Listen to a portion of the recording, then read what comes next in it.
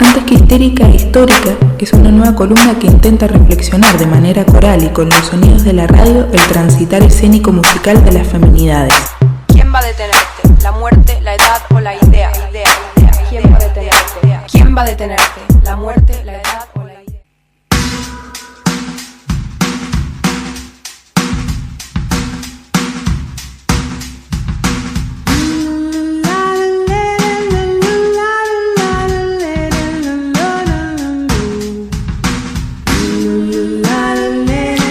Me siento muy feliz. En realidad podría quedarme allí toda la noche. Todos bajamos la voz. Yo escucho al público gozoso, quemado al sol, saturado, y me pregunto qué habrá significado para ellos aquel día y qué significará en lo sucesivo. Ahora nos vuelve a tocar a nosotros y todos son abrazos y besos y cantos y bailes, y por fin la canción termina y todas las estrellas son gente y toda la gente son estrellas y el festival ha terminado. Joan Baez en Una voz para cantar, Memorias. Bueno, esta es la columna número 62 de las históricas, está referida a la trayectoria de Romy López y se titula La música como espejo. A diferencia de la gran cantidad de impostores, estocolmos y techo de cristal, durante mucho tiempo, en generaciones como la mía y anteriores, no abundaron en la misma cantidad e intensidad los espejos donde reflejarnos, donde mirarnos, donde ver a otras y otros desarrollarse en la actividad musical, tocando instrumentos, cantando, liderando una banda, componiendo, arreglando, produciendo, etc. Esta cuasi ausencia nos ha hecho especializarnos en el juego de las escondidas y en la arqueología autodidacta, a veces secreta, como así también en las ciencias del tejido y el hilado, que siguen dando sentido a la labor del encuentro. Soy Romy López, música mendocina. Tengo un proyecto de canciones propias que escribo, toco, produzco, compongo, arreglo. Tengo 2 discos grabados en mi haber, el segundo disco coproducido con mi banda Las Tortugas, y también soy diseñadora gráfica para proyectos no musicales y también para proyectos musicales en los que amo combinar el mundo de la música con el mundo del diseño para colaborar y trabajar con otros artistas mendocinos, traduciendo su música y expandiendo el universo sonoro en la imagen. También participo en otros proyectos de otros artistas como sesionista, tocando el sinte, haciendo coros, lo que haga falta. Y en mi proyecto me siento principalmente cantante, pero también me acompaño con guitarra sinte y en el pasado también con bajo eléctrico. Mi primer acercamiento con la música fue con un tecladito de juguete que tenía que me parecía increíble. Recuerdo tocar las teclas al azar y pensar que estaba creando algo nuevo. Me flasheaba mucho la idea de crear algo que no existía y de jugar a la vez. Y me fascinaba la idea de crear música con un instrumento. Más tarde tuve un teclado más en serio que le pedí a mis padres y me regalaron. Tomé algunas clases de teclado. Hicieron una audición en mi escuela primaria para un coro. Ingresé al coro de la escuela Julián Aguirre, que era una escuela artística, cuando tenía más o menos 10 años. La escuela artística fue mi pasión máxima durante toda mi infancia, un entorno increíble que agradezco muchísimo haber tenido. Me anoté en todo lo que había, estaba en el coro, me parecía fascinante, audio perceptiva, teatro, percusión, teclado, hice todo lo que podía y todo me gustaba y quería hacer más. Y recuerdo mucho esa estimulación, motivación de esa escuela y el intercambio con los docentes, la variedad de estudiantes. Me parecía muy bellísimo y me enganchó muchísimo. Fue muy maravilloso. Todavía lo recuerdo con mucho amor y me encanta haber tenido ese camino y no el camino de la obligación o la idea de estudiar un instrumento a la perfección de principio a fin, sino que era más exploratorio todo y lúdico, y eso me parecía muy lindo y libre. Pero lo que más me enganchó de esa época y desde ahí fue el canto coral. Ya de más grande, en la secundaria estaba en el coro de la Escuela de Comercio de Martín Zapata, después en la universidad estuve en el coro de la Facultad de Filosofía y Letras. Ese coro después terminó siendo otro coro y yo seguía ahí, así que canté en coros mucho tiempo, aprendí mucha música en el coro, aprendiendo las partes de los demás, aprendiendo a leer las partituras, la manera en la que estaban arregladas las obras, la armonía, me parecía muy fascinante. No solo cantar mi parte, sino prestar atención a lo que sucedía con los demás y lo que se puede generar con las voces humanas, siempre me voló la peluca. Desde ahí que amo el canto, y el canto coral ha sido una gran base en mi vida. Me pasaba también que me daba mucha vergüenza cantar en público, con lo cual el coro me venía súper bien porque estaba yo ahí disfrazada entre otras 20 personas, pero un día junté coraje y dije, bueno, tengo que superar esto, y empecé a tomar clases particulares de canto, no particulares, grupales, pero sí donde ya cada estudiante estaba como más solo, digamos, nos escuchábamos unos a otros, pero era grupal. Y esto también fue en una escuela artística, pero ya de grande, así que volví a las escuelas artísticas de adulta y empecé a tomar clases con Mariana Rodríguez. Pasó el tiempo, después empecé a tomar clases con otra profe de canto, con Mariana Leda. Hasta el año pasado, el canto me parece la expresión más bella del mundo. Todavía es lo que más me gusta hacer, cantar.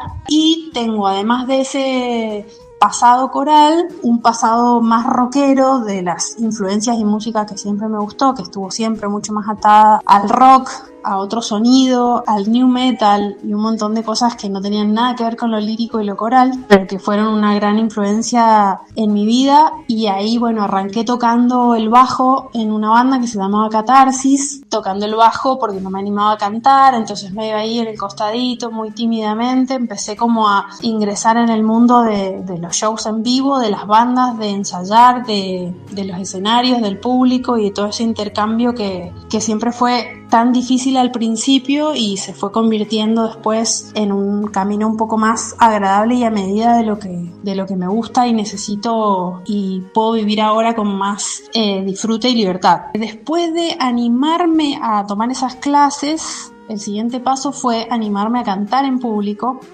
porque en la clase, dentro de todo, éramos 5 o 6, hasta acá todo bien. Después, bueno, hubo que hacer muestras de canto, mostrarle a todos, a mi familia, a los que iban, pánico total. Lo hice una y otra vez, eso se fue ablandando, empecé a cantar y a animarme un poco más. Empecé a hacer mis propias canciones en mi casa, me grababa mucho, me gustaba el ejercicio de grabar y hacer maquetas, pero no se las mostraba a nadie porque me daba pánico. Me empecé a animar a compartirlas con amigos que tocaban en ese momento, se copaban, me pedían que cantara para un tema que estaban produciendo. Armábamos equipo y grabábamos canciones que nos gustaban en casas, en el comienzo de los home studio, con compañeros y amiguitos de la facu que también estaban en la búsqueda personal de la música. Fue como otra escuela para mí compartir con ellos, y en ese desarrollo del animarse y formarse empecé a hacer estas canciones. Entré en una fascinación absoluta por la loopera y el mundo de los loops. Me compré una loop station gigante que la exploré muchísimo y fue el puntapié para un montón de canciones. Entonces un día decidí, bueno, están ahí, estas canciones están, hay que sacarlas a la luz, me tengo que animar. Así que me embarqué en el camino de hacer el primer disco. Hablé con mi amigo Laureano Nazar para pedirle una sugerencia de algún productor o productora que me pudiera ayudar. Y terminó siendo él el productor. Hicimos nos emprendimos un viaje súper tremendo de 2 años para hacer ese disco caseramente, donde los dos aprendimos muchísimo y donde el desafío era volcar con la mayor honestidad posible la música que sonaba en mi cabeza hasta ese momento y que incluía lo coral, lo rockero y los loops. Así que ese disco, el primer disco, tiene 3 partes y cada una de las partes refleja la exploración de esas 3 influencias. Así que ese puntapié fue como, bueno, terminar de animarse a compartir. De ahí en más salí a tocar muchísimo, me fogueé un montón en compartir las canciones sola, formato dúo con un baterista. Empecé a armar unos pequeñas agrupaciones y empezamos a compartir un poco más hacia afuera. Y actualmente mi relación con la música es muy amorosa y muy amable, no me da vergüenza en absoluto, la disfruto muchísimo, me encanta salir a tocar, me enorgullece mucho haber pasado por ese camino tan arduo y difícil para lograr sacar a la luz esto que siempre disfruté tanto y que me gusta tanto. También es muy lindo que en el camino encontré personas que estaban en la misma búsqueda y que también tocan una nota y sienten algo, entonces fue muy lindo encontrarse con pares en el camino, fue muy lindo encontrarse con pares que me ayudaron a salir de ese lugar de la timidez, así que en mi proceso estoy mega agradecida del compañerismo en la música. Hace mucho tiempo ya que tuve el gusto de ser testigo de lo que sucede cuando escuchás a Romy por primera vez. En ese momento ella se presentaba sola con su lupera acompañada de sonidos y coros a repetición que emite la máquina, pero desnudando la arquitectura de sus composiciones, de sus canciones, capas de música superpuesta que sustenta la poesía. En esa construcción define estructuras claras que sostienen las melodías y su voz, como sus canciones, revelan contrastes emocionales entre la tristeza y la suavidad, pero rockeándola con mucha presencia. En soledad o en banda, ella y sus canciones nos devuelven, como en un eco, la idea de que también podemos hacer eso, también podemos estar ahí. El proceso creativo actual tiene que ver primero con el impulso. Generalmente trato de identificar, me siento a tocar algo que puede ser teclado o guitarra y trato de que lo que estoy tocando me sugiere algo y empiezo a desarrollar generalmente alguna melodía que me sugiere lo que estoy tocando y trato de hacerle caso y no guiarla en absoluto, sino más que nada de plasmar una cosa medio de impulso cuando me engancho con algo que me gusta. Ese es uno. Hay otro que es en realidad el que casi siempre fue el rector absoluto de todas las composiciones y tiene que ver con el canto, el tarareo, sobre todo el canto sin pensar. Recuerdo que muchas de las canciones surgieron de una melodía, una frase, algo que recuerdo que intentaba resolver de una manera también inesperada, como empezar una frase y terminar en un lugar poco guiado, poco intervenido, como para dejarlo fluir. Cuando encuentro ahí una unidad de sentido, digamos, en una intención de hacia dónde va la música o la emoción o la letra, después expando todo eso y le doy forma, estructura y producción para enfatizar esa emoción, esa búsqueda, pero idealmente todo parte de un impulso inicial que es como muy primitivo, o esa es mi intención. El proceso creativo de la producción, después de llevar adelante las canciones y grabarlas, sí es otra cosa. Para el primer disco fue súper obsesivo, detallista, minucioso y muy estricto, y para el segundo busqué romperme para probarme en otro tipo de proceso y tiré las canciones, las puse en la mesa, invité a un montón de gente que quiero, admiro y me encanta lo que hace, armamos una banda y el proceso creativo fue grupal, fue menos detallista específico, sino que bueno, esta canción tiene esta emocionalidad, sucede esta armonía, tiene este tempo, tiene esta intención, y cada uno de los integrantes de la banda, que se llama Las Tortugas, pusieron de su propio filtro, interpretación, amor, y se armó una cosa colectiva ahí muy linda, que lo que hizo fue romper lo que yo esperaba de cada canción. O sea, acompañaron lo que yo esperaba, pero aparecieron cosas nuevas que me gustaron muchísimo, que me enganchaban y que me ofrecían una ampliación de lo que me imaginaba. Así que el proceso fue súper enriquecedor y lo disfruté un montón también. Me acuerdo que en la fase en la que tenía estas canciones a medias, no le decía canciones siquiera, eran unas cosas que grababa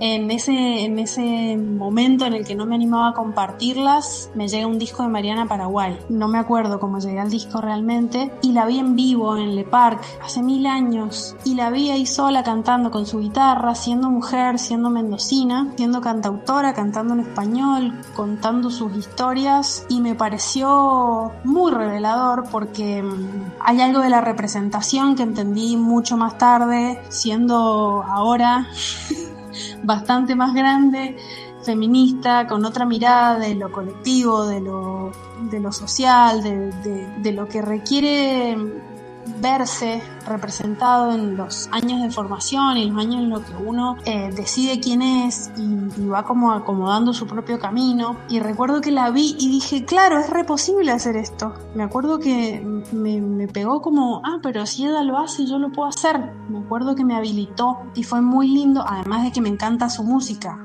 Digo, no solo por ser mujer y cantar me llegó, sino porque además me encantaba lo que hacía y decía, wow, me resonaba su música y también su proceso y la similitud que tenía con lo que yo me imaginaba, de claro, puedo salir simplemente a compartir esto y es posible. Así que a ella la recuerdo como una gran referente de las canciones y de la escena local, digamos, como una persona muy, muy admirable para mí. También hay otras mujeres que han estado más de cerca, como mis profesoras de canto, han sido muy importantes para mí, y algunas historias así muy personales de gente, no sé, más amiga, digamos, pero de artista que se dedique a ser artista, recuerdo a la Mariana. Y alguna historia que haya tenido en los escenarios o alguna anécdota que tenga que ver con la feminidad, puedo pensar en muchas mini situaciones que me dan mucha risa, que en ese momento no las entendía, que ahora las puedo explicar, que tenían que ver con lo que significaba ser una mujer en la música, en momentos donde no había otras, por lo menos en mi entorno. Yo no hice música con mujeres hasta muy grande. Ahora es una de las cosas que más disfruto en el mundo. Siento que hay una sensibilidad afín y común, muy poco explicable, pero está ahí, y compartir música con mujeres ha sido increíble. Un descubrimiento fantástico, pero cuando empecé tocaba en una banda de grunge y era la bajista y los otros chicos eran los varones y yo era un poco un bicho raro. Había algunas diferencias, había como un prejuicio de la idea de que las que tocábamos lo hacíamos para seducir, de que en la prueba de sonido algún varón nos quería afinar el instrumento. Había un par de cosas pequeñas, pero en el recorrido me he encontrado mucha más gente amorosa con mi trabajo. También elegí rodearme de personas que valoran el laburo por sobre la historia, el género y demás. Así que sí, recuerdo algunas situaciones que ahora las veo como graciosas, pero por supuesto son falta de respeto, pero también recuerdo y puedo ahora pensar, lo primero que pienso es que en ese recorrido yo pude ver un crecimiento en las relaciones que he ido construyendo, y me parece que eso, por lo menos en nuestra escena de nicho, ha mejorado un montón, y yo ahora me siento súper cómoda con mis pares varones. De hecho, en mi banda somos un mix de mucha gente, edades, orientaciones sexuales, géneros, y me encanta que sea así porque los invité pensando en que me caen bien y en que me gusta cómo tocan, pero cuando ves después lo que se genera entre todos y cada uno pone su visión, me parece que hay algo en la variedad también de la historia de cada uno, y eso es lo que más me gusta pensar ahora, digamos. Siento que este recorrido ha hecho que valore un poco más a esos varones que no nos hacen diferencia, y también elijo rodearme de ese tipo de varones. Pero bueno, está bueno ocupar el lugar, seguir tocando, ser esa representación para las niñas que están pensando ahora y leyendo lo que les gusta, lo que quieren hacer y ser. Así que me parece que más allá de las diferencias, injusticias y barreras que siempre hubo y habrá, la importancia de ocupar el espacio para tener esa representación y para mostrar lo que sí nos gusta de la música, compartirlo y salir a contar que se puede hacer música desde ese lugar.